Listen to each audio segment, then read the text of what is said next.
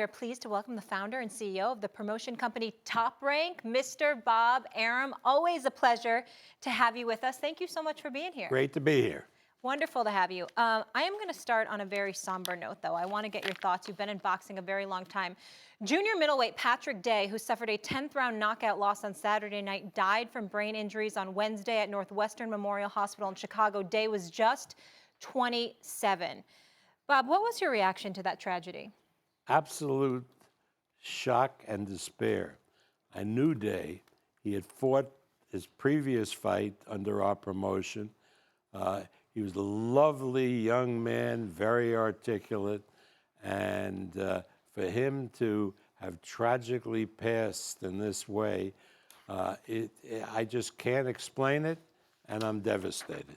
His father's a doctor. His mother can't watch boxing because it's too violent.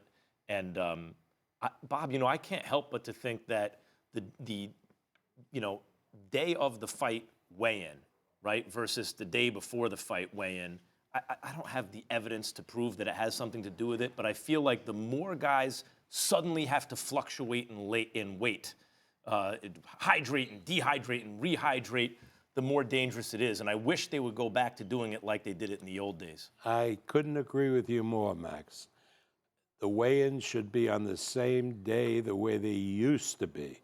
If they're the day before, the fighters get down to the lowest possible weight, and then they tried to rehydrate up to 20 pounds of water weight sometimes. It's crazy. And I think that's very, very dangerous. If they weigh in the day of the fight, there's just a very small window where they'll put on extra weight. Bob Arum, it's Stephen A. here. Always great to see you, buddy. Thank you for being on the show. I'll throw this question at the both of you, you and Max. Promoters are widely recognized in boxing as having a tremendous level of influence and power. What do you guys think you can do to address the very, very issue that Max just brought up? So Bob's having a hard time hearing Stephen A. Yeah. That promoters, have a big influence in boxing. It's not like there's one standardized league like in other sports or even tour like the PGA or something.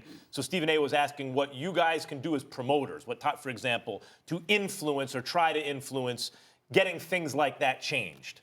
What we have to do is speak to all the commissions, particularly the major commissions in the United States. Nevada, Texas, California, New York, Pennsylvania, and have them make that change. And I think once the change is made in the United States, the rest of the world will follow. Bob, tomorrow night, light heavyweights in Philadelphia. I mean, when you say those two words, for people who don't know, light heavyweights in Philadelphia, to a boxing fan, you're like, okay, what do we got? We got a unification fight with the lineal champ Gvozdyk against Beterbiev, who is the blue chippest guy of all those Russian light heavyweights. You made an interesting comment to me before we got on air. In a year where we've had great fight of the year after fight of the year, Triple G and Derevinchenko, Porter and Spence, earlier even the Ruiz upset of Joshua, all fight of the year type fights. But going in, none of them were considered like 50-50 fights. They were considered, there was definitely a favorite. In this fight, going in on paper, maybe the best matchup of the year. Nobody knows who's going to win. And that's why it's a 50-50 fight. You check with the sports books, and they will show you how close a fight this is. Now, a fight can start out to be a 12-1 fight like Spence and Porter and turn out to be a very competitive fight. But a fight that starts out as a 50-50 fight really gets my brain going, and what are you so excited about this fight about? This is what I'll tell you. NFL, NBA, some other leagues consistently give you a better product than boxing. Yeah. Consistently. Okay. But the best sports has to offer, the best, it does not get better, is in a big fight, top of the division, two guys in their primes.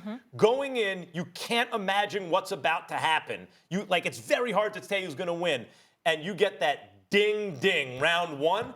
as a fan, there's no more thrilling moment in sports. And this is that kind of fight. That is correct. I mean, college football, there's games where one team is a 30-point favorite, and there are other games where it's really close, a point or so.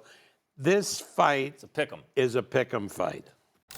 Thanks for watching ESPN on YouTube. For more sports highlights and analysis, be sure to download the ESPN app. And for live streaming sports and premium content, subscribe to ESPN+.